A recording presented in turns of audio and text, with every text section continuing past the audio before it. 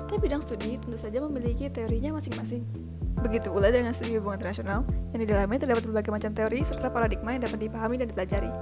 Teori merupakan sebuah sistem gagasan yang di dalamnya terdapat paradigma tersendiri mengenai bidang studi yang diangkat. Joyce P. Kaufman mendefinisikan teori-teori sebagai seperangkat proposisi atau gagasan-gagasan yang menyederhanakan realitas yang kompleks sehingga kita dapat mendeskripsikan peristiwa-peristiwa yang telah terjadi, menjelaskan mengapa peristiwa-peristiwa tersebut terjadi, dan memprediksikan apa yang akan terjadi di masa depan. Salah satu teori utama dalam studi ini adalah teori realis atau realisme. Teori realisme merupakan teori utama dan teori mendasar yang seringkali dijumpai apabila berbicara mengenai studi hubungan internasional. Teori yang seringkali disandingkan dengan teori liberalisme ini merupakan teori yang telah berkembang sejak lama.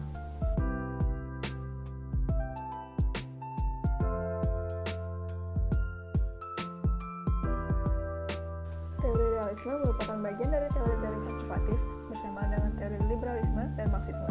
Teori ini merupakan salah satu pendekatan yang paling berpengaruh dalam hubungan internasional, terutama sejak berakhirnya Perang Dunia II. Teori ini pada intinya merupakan teori yang menempatkan konsep power sebagai pusat dari semua perilaku negara bangsa atau nation state. Teori ini berasumsi bahwa negara-negara bertindak untuk mencapai tujuan-tujuan mereka sendiri dengan lebih baik. Dalam perkembangannya, terdapat 3 jenis teori realis yang telah dikenal, yaitu realisme klasik, neorealisme, dan pasca-neorealisme. Setiap perspektif ini memiliki perbedaannya masing-masing, serta memiliki tokoh pencetus yang berbeda pula.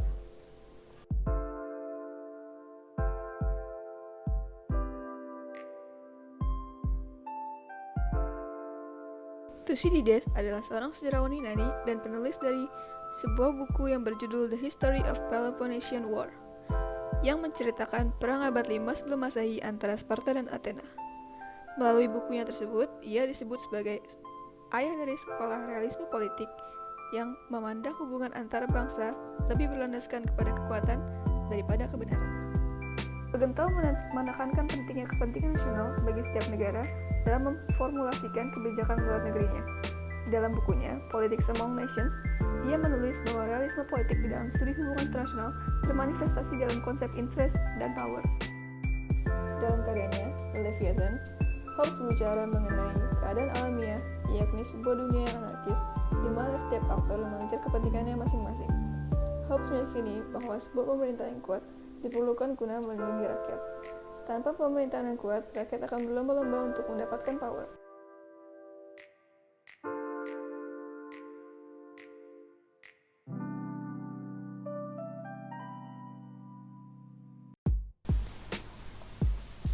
Dalam studi hubungan internasional, teori realisme beranggapan bahwa negara bangsa merupakan aktor utama dalam sistem internasional yang bertindak rasional.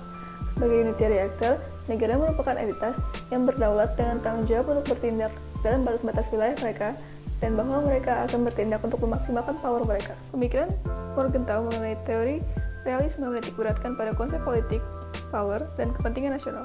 Menurut Morgenthau, terdapat hubungan langsung antara power dan politik, bahkan ia menganggap power sebagai esensi dari politik. Tokoh realisme klasik lainnya, Frederick Schumann, menggambarkan dunia sebagaimana adanya dan bukan dunia yang seharusnya menurut hukum internasional atau aturan formal lainnya. Menurut Claude, negara harus selalu konsisten terlibat dalam perilaku yang berprinsip dalam setting internasional. Adapun Kennan mendefinisikan prinsip sebagai aturan umum perilaku di mana suatu negara memilih untuk mematuhi dalam hubungannya dengan negara lain.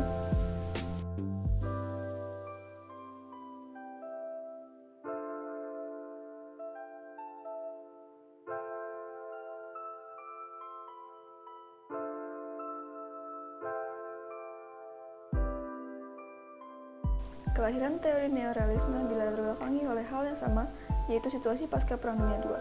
Pada masa tersebut, teori realisme mendominasi dunia hubungan internasional karena dapat memberikan penjelasan kuat mengenai alasan terjadinya konflik dan perang antar negara.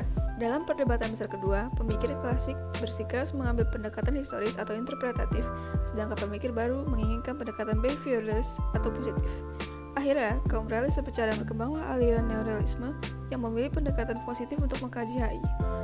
Teori realisme dan neorealisme memiliki perspektif yang berbeda mengenai subjek yang mempengaruhi perilaku negara. Bagi kaum realis, perilaku negara dipengaruhi oleh sifat dasar manusia yang buruk dan egois. Namun, bagi kaum neorealis, hal yang mempengaruhi perilaku negara adalah struktur internasional. Kenneth Waltz dalam karyanya yang berjudul Theory of International Politics menegaskan bahwa ada hukum-hukum general yang dapat diidentifikasi untuk menjelaskan peristiwa-peristiwa dalam sistem internasional. Neorealisme juga berasumsi bahwa power dalam sistem internasional sangat beragam dan bahwa negara-negara akan berusaha menyeimbangkan distribusi power tersebut. Waltz berpendapat bahwa maksimalisasi kekuasaan sering terbukti menjadi suboptimal karena hal itu memicu terjadinya koalisi yang tidak seimbang di antara negara di dunia. Berbeda dengan paham Waltz, Mearsheimer yang juga merupakan tokoh neorealis mencoba memaparkan sebuah teori baru yang dikenal sebagai offensive realism. Mearsheimer menyatakan, setiap negara memiliki tendensi untuk berusaha memenuhi kepentingan nasionalnya melalui upaya pencarian kekuatan dengan mencapai hegemoni dan dominasi atas negara lain.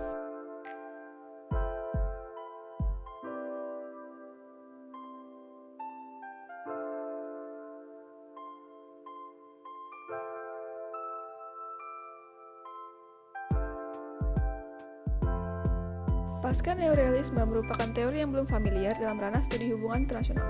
Mayoritas kaum post-neorealis pun masih terbatas jumlahnya. Teori ini mulai dikenal pada awal dekade pertama abad ke-21. Teori pasca neorealisme ini dapat dikatakan sebagai kelanjutan dari teori neorealisme dengan sedikit penekanan baru dan tambahan lainnya. Stephen Walt dalam karyanya mengemukakan konsep keseimbangan ancaman atau balance of threat.